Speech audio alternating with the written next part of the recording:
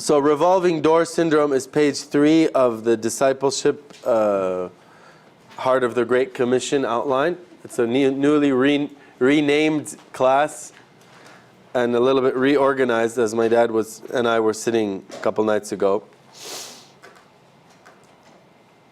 So are we all there? Page 3. Okay, so I'm going to just read a little from the outline and then we can start talking. Leading, it's Section 6. It's section 6. It's 6.1 in the notebook, but it's the new outline that was passed out yesterday. Everybody get it? Who did not get the new outline from yesterday? Did you all insert it into 6.1 and throw away the old one? Good. Okay, so leading Muslims to Christ is the most rewarding and joyful experiences. I'm going to edit on the fly here. Seeing them backslide and turn away is one of the saddest experiences. And this is something that we see. For a Muslim, coming to Christ is the most dramatic transformation and is often accompanied by hardships, including persecution and backsliding. It exposes them to satanic attacks. I can't tell you how many people who have said, life has gotten harder since I became a Christian. This is the reality. And as a mother nurses her newborn baby, so must the Christian worker nurture new Christians. As my dad has already said, you don't have a baby and then put it in the dumpster. You've got to care for it. And there are dirty diapers that come along the way, even in discipleship. As my mom likes to say, there's bedpans in every business. You guys know about that expression? It's like, there are hard parts about any profession. And there are hard parts about discipleship. And the deeper that you get into discipleship, the more that you're going to get into those difficult situations. And I would even say if you, okay, I have a question for you. What kind of relationships do you have? What kind of people do you know that don't bother you at all, that don't annoy you? You guys have any people that you know that don't annoy you? I think there are people, for me, there are people in my life that don't annoy me. Do you guys have any people like that? What kind of people are they? Like? Well, if my best friend, Roy, annoys me. Yeah, okay. I love him. Okay, but your best friend doesn't annoy you? No, and I think it somehow has to do with the way she's a believer and we're just... So believers don't annoy you. That's what you're saying. She doesn't. No, I'm just kidding. Okay, you're kind of messing up my hypothesis, but it's not a hard and dry, quick cut and dry hypothesis. But my hypothesis, Anna, what were you going to say? Acquaintances don't annoy you because you don't know them yet. I like you. You're helping me. Acquaintances don't annoy you because you don't know them yet. I was going to say the same thing. People I don't know very well. Exactly, and that's where I'm leading. Is that for me, the people that don't annoy me are the ones that I haven't really spent a whole lot of time with. We're still on maybe the honeymoon, part of the relationship where they're cool, they're nice, I don't have to deal with their issues. But when you get closer to somebody, they start annoying you sometimes. Are there any spouses that don't annoy the other spouse? Come on. Most best friends, at least, there are some of those, there's that genre of best friends where it's like you live far away from each other and every time you see each other you come back, you pick up where you left off and then you don't see each other. Those kind of people, they don't bother me that much. I don't get to see their annoying parts as much. But when you get closer and you spend, continual amounts of time, there start to be annoyances that develop between people. Of course, certain people get along better than others, but this is a principle. So what I want to say is that if you go through, if you get on the field and if you're discipling Muslims or Muslim background people, and you don't get to the point in the relationships with them where they start annoying you, and you start annoying them, then you're probably not getting very deep into discipleship. So this is a good thing when you get to that point, because those areas of annoyance, when, for both ways, when it gets, I'm annoying them or they're annoying me, these are opportunities to find the root causes of the root ways in which we are not conforming to the image of Christ. Because my definition of discipleship is becoming transformed into the image of Christ.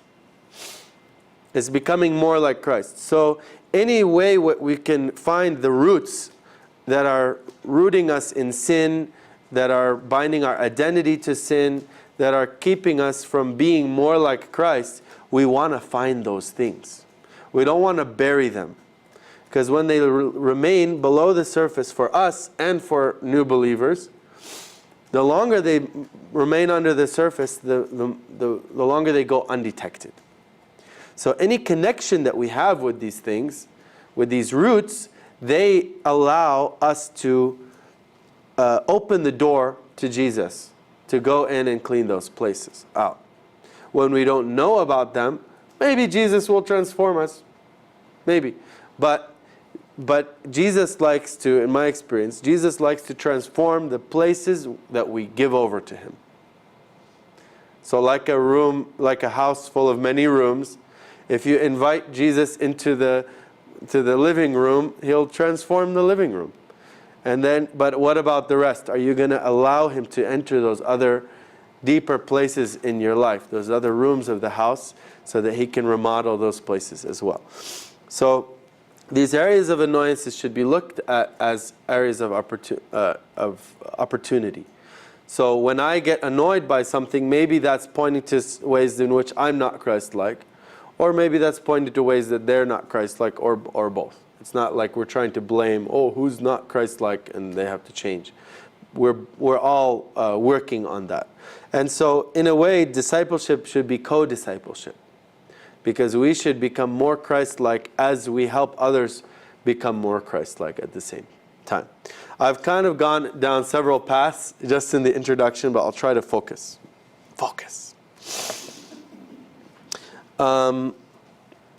Can a mother forget the baby at her breast and have no compassion on the child she has born? Isaiah 49:15. So we need to really have deep in our mindset that these people are our responsibility. These people are our beloved babies. Even though they might have the body of an adult, they may have the emotions of a baby. So, there is a high attrition rate among people that come to Christ from a Muslim background. People that proclaim faith in Christ. And I'm just going to put an asterisk. When I talk about people coming to Christ or people proclaiming faith in Christ, that's what we see. What we see is a proclamation of Christ. We don't know who really is a true believer or not, or saved or unsaved. But what we see, we judge based on what we see. And we see, there's the proclamation of the mouth and there's the heart situation. We don't see the heart. We just see the mouth, and we see the actions. So, we don't want to get into the theology of backsliding. Were they ever saved and then they unsaved, or were they, that's not the issue that we're trying to get into. And you can look at that from, different theological perspectives, but the same thing is that people seem to proclaim faith in Christ, and then where did they go? I don't know. They didn't work out. They went back to Islam, or they became atheists, or they didn't continue as far as we know. But sometimes we don't know where they ended up, or sometimes we do know where they ended up, and they're not walking with the Lord.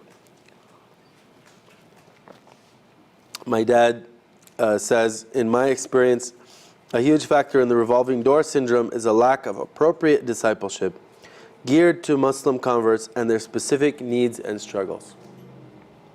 So part of this is that the way that we disciple is based on how were we discipled. And most of us were discipled from a Christian background.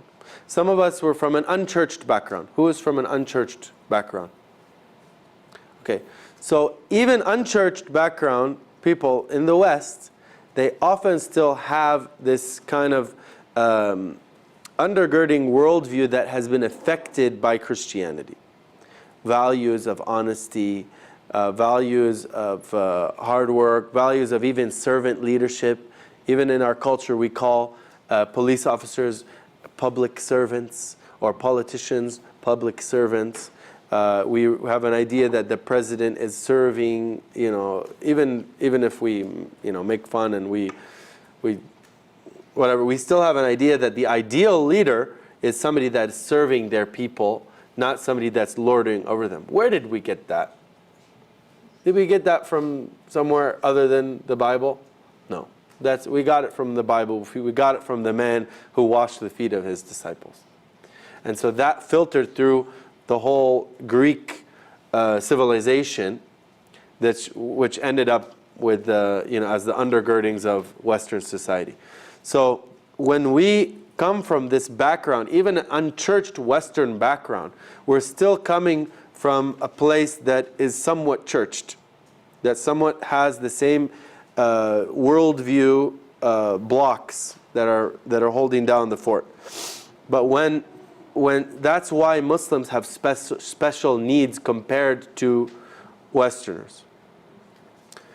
That's why they have different needs. So when we disciple Westerners, even whether churched or unchurched, we're used to doing certain things, and we're used to assuming certain things are taken for granted. But those things cannot be taken for granted when coming from any other background that does not have this Christian undergirding in it. So because of that, we don't have discipleship programs that are specifically geared toward the specific needs and struggles of converts from Islam. So the basic principles of the disciples' cross and the things that we teach in the Cubs to Lions training, they may sound overly simple sometimes, but they're very foundational. And even people that have been believers for a long time from a Muslim background, often, like my dad was talking about, and they've been in church for 20 years and they're getting all this stuff that's up here and they're feeling like they're getting it. But some of the undergirdings were left untouched through all of that teaching, because all of that teaching, like for example, when my dad was talking about the guy who says a verse and he misses the main point of the verse. Do you know why pastors, in my opinion, why pastors miss the main point of the verse a lot of the time? Because they're assuming that everybody in the congregation knows that. And they don't want to do the same old sermon over and over. So what the pastor is thinking is, I got to find a new angle on this verse. I've got to really dig in there and find some new thing so that my congregation doesn't get bored with the same old thing, because everybody knows that the point of this verse is that. Right? So in some way we become less essential along the way when we preach, because we're used to this the pile of coals. All the believers are being together. And so the Great Commission, I'm going to also, this is another bunny trail, but the Great Commission is gathering and scattering. And what happens when there are some problems that happen when the believers are gathered for too long or scattered for too long. So we don't want to forsake the gathering, but we also don't want to be in an atmosphere where we are just among we're just preaching to the choir so long that we forget what it's like to preach to the non-believers. An example of this, and this is in line with the subject, it's not just a bunny trail. An example of this is at the center. I told you we opened it up to a lot of different churches. We have 16 main different partner churches in the area that we invite, and we try to get the believers to go to those churches. But first, how do we do that? We bring in pastors and we bring in volunteers from the churches to to get into Muslim ministry. A lot of the pastors themselves, the first time they come to the center is the first time that they have preached to a majority Muslim audience. It's the first time they've preached to more than 1 or 2 Muslims in their life. And so those 1 or 2 Muslims might have been, oh, there was a veiled woman that came in the back of our church one time and she heard the sermon. So what you get is these guys are like, whoa. You saw some of the pictures of like the sea of veiled women and their husbands, and these are Muslims. And there's, a couple Christians around somewhere. When they get in front of that kind of audience, they either don't know what to say, or they just preach their normal, so they don't know what to say to these Muslims, so they just preach their normal sermons. Okay, so one time there was this guy preaching, and he's making these points, and then he's saying, don't bury your talent. And he just continues, but his whole point is kind of hinging around don't bury your talent. What does bury your talent mean? Udfin waznak, which means like don't bury your measure. What does that mean? This is a loaded phrase that's known. This is Christianese, right? Bury your talent we have meaning loaded in this little phrase that accesses a common worldview, a common body of knowledge, which is that we all learned the parable of the talents, and that the unfaithful servant buried his talent in the ground instead of investing it. So he's saying, and even in English, talent works, it has that meaning of like, oh, I have gifts or talents. So a non-believer could understand what you're talking about just by misunderstanding the word talent. But in Arabic, it just means a weight. Don't bury your weight. What does that mean, don't bury your weight? So he just said that, he just throws it out there, assuming that everybody understands. And that's just one of the elements that I could pick on. But the way that we preach is often forgetting that people don't know what you're talking about. So we need to really learn how to speak to Muslims. And the more you spend time with Muslims, if you're mindful of watching out for those things, what are they not understanding, then you will find them.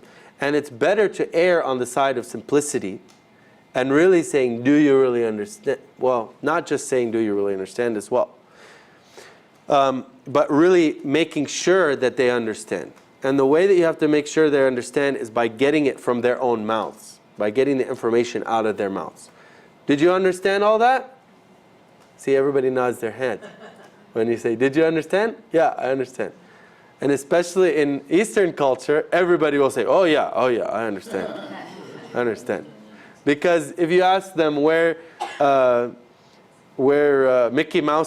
St. Mickey Mouse Street is, they'll tell you, oh, down that way, and ask somebody. Somebody actually tried this. They said, they were in Cairo, and they said, where's Al-Qaddis Mickey Mouse, Shara Al-Qaddis Mickey Mouse? Where's St. Mickey Mouse Street? And that's a totally made up street. There's nothing like that. And they will never tell you, I don't know. Because they're preserving their honor, and they're saying, oh, so if you ask them some landmark, you have to really know that the guy knows where he's talking, because he will just tell you, just go on and ask somebody. So if you explain, this is a problem I see all the time when people are sharing the gospel with Muslims or discipling Muslims. They explain a verse, they explain a concept, and they say, did you know what I'm talking about? And yeah, yeah, sure. But they don't get it. They don't get it at all. So you really have to but once you say, did you get it? And they say yes, you can't say, no, you don't get it. It's rude, So you gotta learn. I am still learning not to ask, did you understand? Because that's meaningless. They're just gonna say yes. You have to figure out, so what did you understand from that? That's a way that you can say it. And try to get them to explain to you. And when they can explain to you, like when Maddie can explain the disciples' cross, then you know that she really, really gets it, right? So good job, you explained it and you showed us that you know what you're talking about. But if I just said, hey Maddie, did you understand the disciples' cross? Then you say yes? We don't know. We don't know if you really understood. Okay. So causes of the revolving door.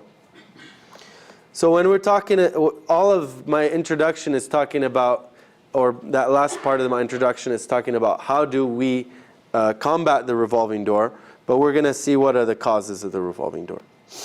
Disillusionment.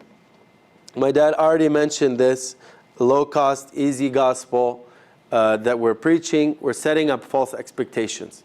And what we were talking about, the parable of the treasure in the field, is I like to say the American version of the treasure in a field. You guys ready for the American parable of the treasure in the field? Yes. Okay. There was a man, and he went out to a field, and he was digging in the field, and he found treasure. And he said to himself, hey, free treasure, and he took it.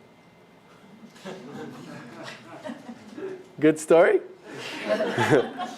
If we look at the way that we preach the gospel since maybe the 1950s, crusades, Billy Graham, and the revivals that happened, that was based on the, let's stop, preaching the gloom and doom stuff, and let's do the free gift. And you look at this is biblical. We can find it. The gospel is a gift freely given, and all of that. And then also not, we're fleeing from this works-based salvation thing because we want to, show grace. So we just end up saying, all you got to do is just accept the free gift and you're in and life is rosy. But that's not really the full picture of what Jesus was doing. He didn't say, bring along your nets and follow me, whenever on the weekends or something like that. He said, leave your nets, leave your father's business, let him hire other people to do it. He would be really harsh on people that, they just wanted to go and say bye. Let me just say bye to my family. And you're not worthy if you look back. That's the kind of gospel that he was preaching. And when his disciples were about to abandon him, when many people, let's say the crowd swelled, so anytime you see in the New Testament or in the Gospels, and the crowds became many, notice what Jesus does afterwards. He pulls out those hard sayings because he's threshing. He's threshing. He's like, I gotta thin out the riffraff because it's getting out of control. So he starts saying, if anyone does not eat my flesh and drink my blood, he has no part in me. And the disciples are like, Jesus, some people are kind of bothered by that. And they kind of stopped following, and there's a lot of them. They're just turning back right now because they don't like this whole cannibalistic message thing. And maybe that's not the best, maybe we should work up to that, Jesus. And then Jesus is like, you guys gonna leave too? You just go, follow them, just go. If you don't like it, go. So he's not preaching this, please, come to me, weary and burdened, please, follow me. He's saying, he's saying follow me, but he's challenging people with a high-cost gospel. And he sets up these two stories, the pearl merchant and the treasure in the field. He sets up the stories intentionally to force the character in the story to have to sell everything that he owns. So the real version of the treasure in the field is a man went out and found a treasure in a field, and he had to go back and sell all of his possessions and enjoy. He was like, garage sale, get rid of it all so that I can get this thing that is more valuable. Why didn't he set it up so that the pearl merchant can just be like, oh, there was this pearl merchant and found a pearl of great price. Found this vendor that didn't know what he had. And so he sold a few of his, other pearls and, took out a loan. And, and he got this pearl and made a killing. No, like the point is he had to sell it all. He had to give up his ancestral property. He had to, like the rich young ruler. This is not just a parable. This is a real rich young ruler who came, and he's, if I was one of Jesus' disciples, I'd be like, oh man, this is I learned about in perspectives course about the influencers, right? This guy, he's a rich, he's ruler, this is a person of peace right there. We found a person of peace.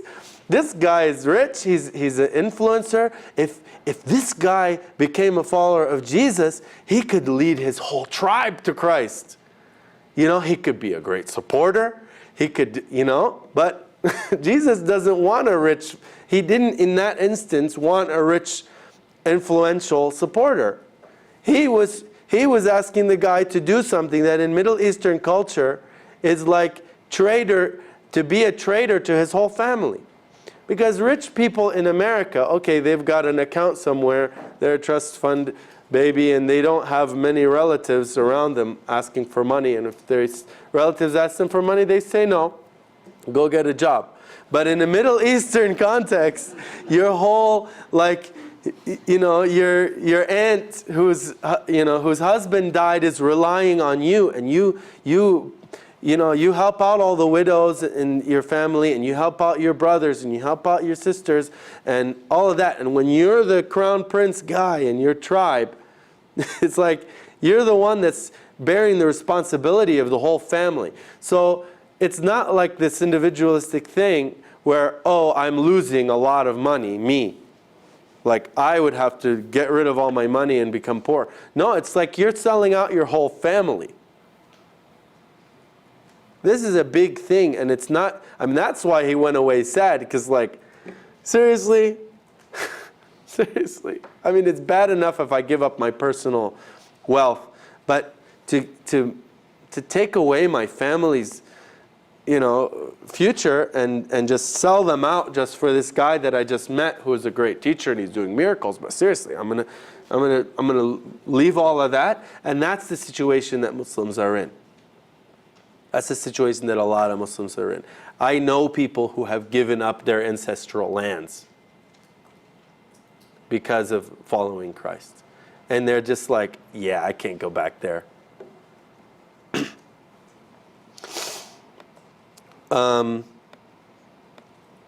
So we're eager to win converts, and we present a low cost and easy gospel. If you put out that bait, that low cost bait, you're going to get low cost disciples. You're going to get what you pay for. And small plans, I'm going to use this saying. They say small plans do not inflame the hearts of man. A low cost gospel is not going to envision or going to catch the attention of the visionaries, of the people that are really striving for something that's meaningful. It's not going to be something that's compelling to somebody that wants great things. I think that the people that God is searching for over the surface of the earth are people that want great things. And we're not looking for the lowest common denominator. We're looking for those people that will be the first fruits of their people, not necessarily just the low-hanging fruit. And now I'm not saying that we shouldn't go for the people that are easy, in terms of that are ripe for the gospel. Of course, we need to go for the people that are ripe for the gospel. But also we need to be presenting something that's true and accurate, like my dad well said. So I'll move on. False or mixed motives. Some Muslims come to Christ for personal benefits, or we can say they're influenced by a desire for personal benefits as part of the whole package.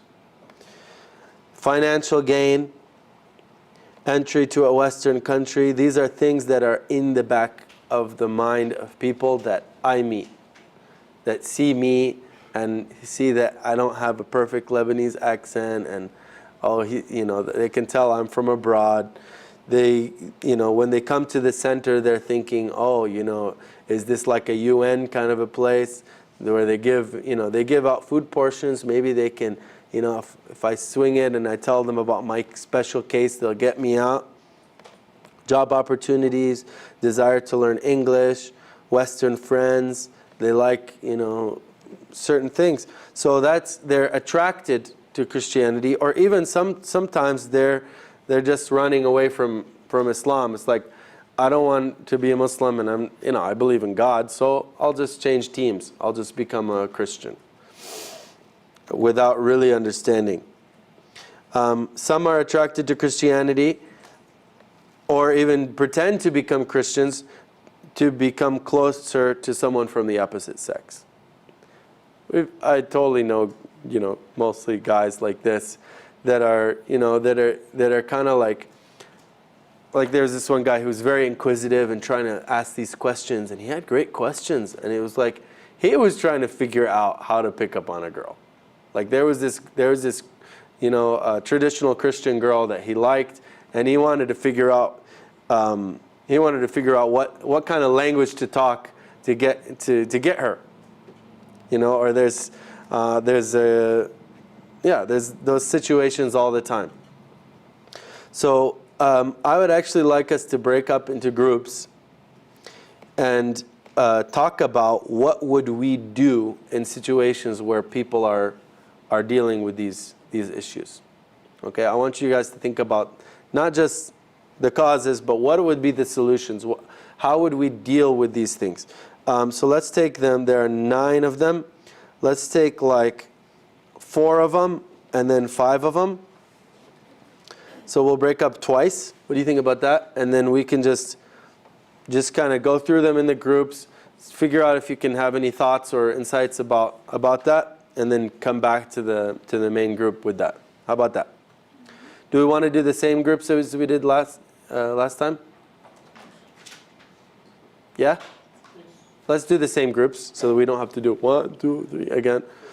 Okay, so I'm just going to go over these point 3 and 4, and then we'll do that. So disillusionment, false or mixed motives, difficulty assimilating in the church. In most Muslim countries, national Christians are often prejudiced and suspicious of Muslims who come to Christ and won't recognize their conversions. So a couple thoughts about this. One story, the classic, is the first guy that my dad led to Christ from a Muslim background is named Ibrahim, and he my dad was studying the Bible with him in his in their homes. They were like preteens. They were young guys. And then after a few weeks, Ibrahim wanted to go to church with him. So he brought him to his church. And at the end of the service, the pastor comes up to my dad and says, "Don't ever bring Muslims into the church again. It's just not a good idea." And he said, "No, he's not a Muslim. He gave his life to Jesus. He's a Christian now." "Oh, yeah. Naive little George.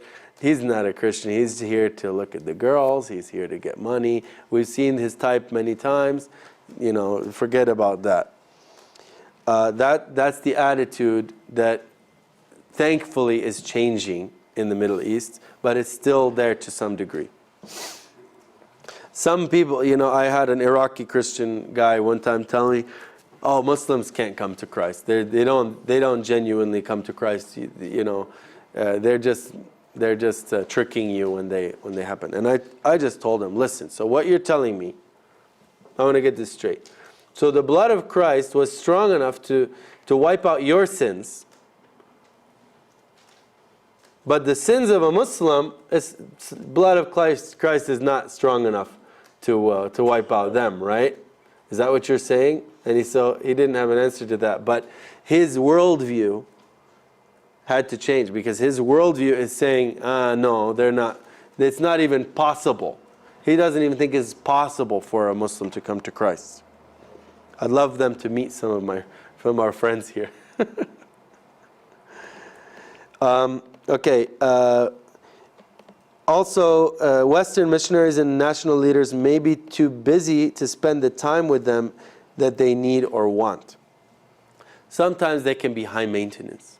And this is also part of it, is the disillusionment part of, they get a certain attention when they're going to come to Christ.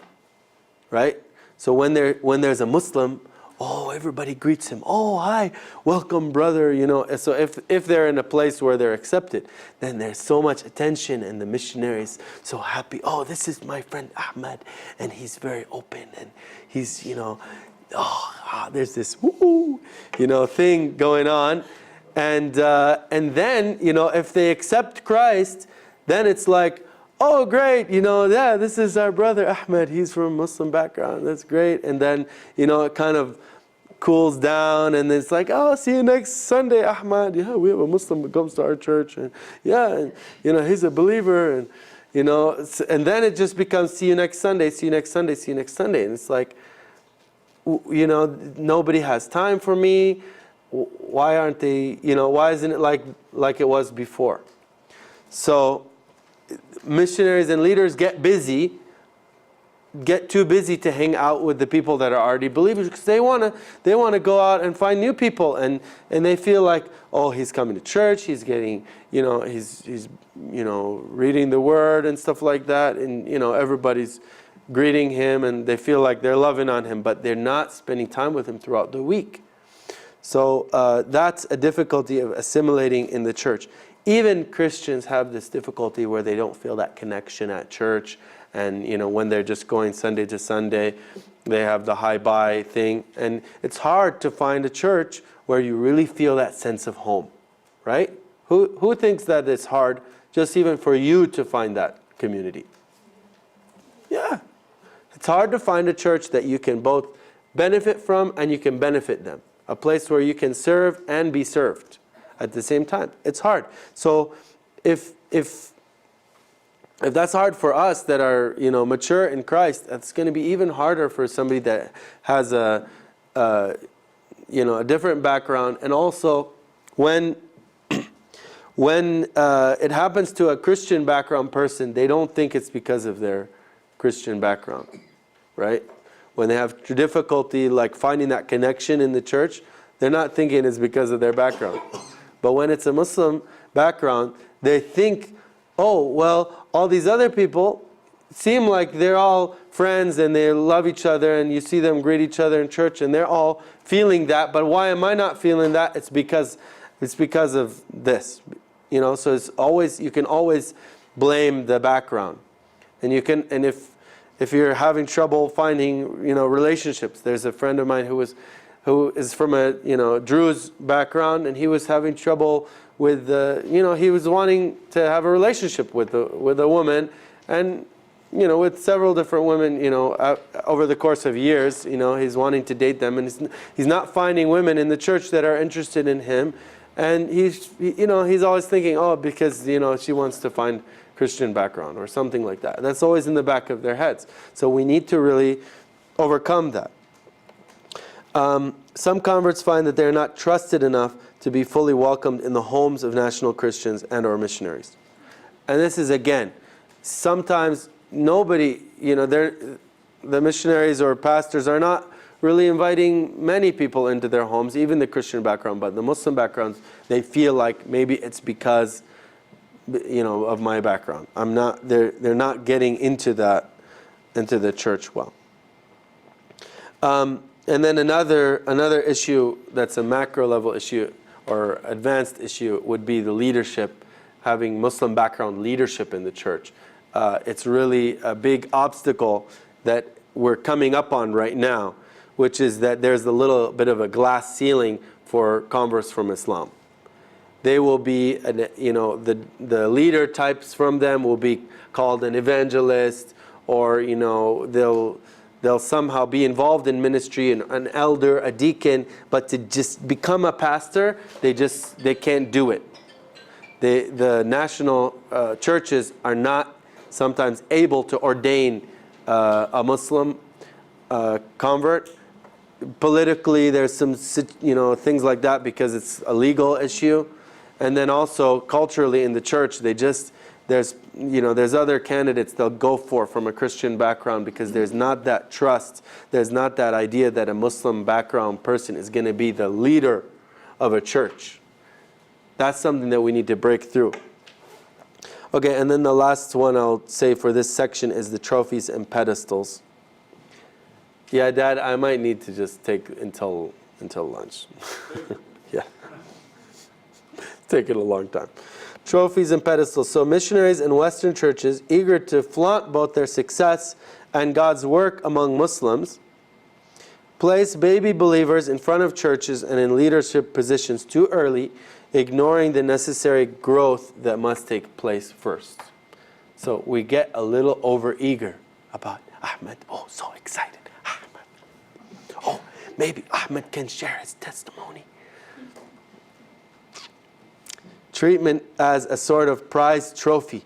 Oh, my sister Madia, she's from a Muslim background, and oh, I'm so excited. Oh, look at my Madia. Oh.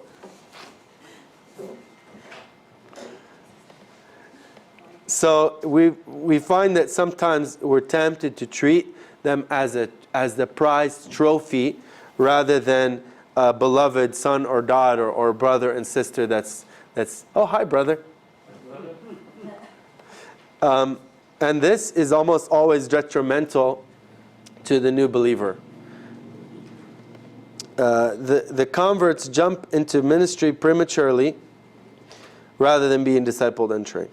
Okay, so in terms of the trophy thing, it's like, yeah, they start feeling like they're an object. And for those of us who get our living from the ministry, who are full-time workers, the converts are going to figure out that you have some kind of a benefit from them financially. So they start thinking, are you raising money because you're telling people about me? When I introduced you to this person, is that somebody that's giving you money because of me? Why didn't I get any of that money? Things like that. That happens. The converts jump into ministry prematurely rather than be discipled and trained. So are placed into leadership positions without the maturity to handle such positions. So one thing is that we have a missiological principle, which is a good principle, which is that every believer should become fruitful, right? And that kind of turns into every believer should become a leader, right? We're trying to raise up leaders, not just disciples, right? We're trying to raise up Christians that are reaching their full potential. And so we want them to start using their gifts, and that's a good thing. But sometimes that can have bad repercussions, because we're trying to make a leader out of somebody too early. Like, for example, I want my son to have children. I would like to be a grandpa, but he's 4. I don't know if he can handle marriage right now. I just feel like he needs to learn how to share more, because marriage requires sharing. I feel like he wouldn't be able to provide for her, maybe. I mean, there's just a myriad of problems why I wouldn't recommend to my son that he should get married right now. Okay? And so let's not get ahead of ourselves. Let's not get too far ahead of ourselves. Yes? Oh, Andre's. Oh, yeah. Andre's here. Andre. So can you finish tomorrow? Yeah, I can finish. We're going to pause.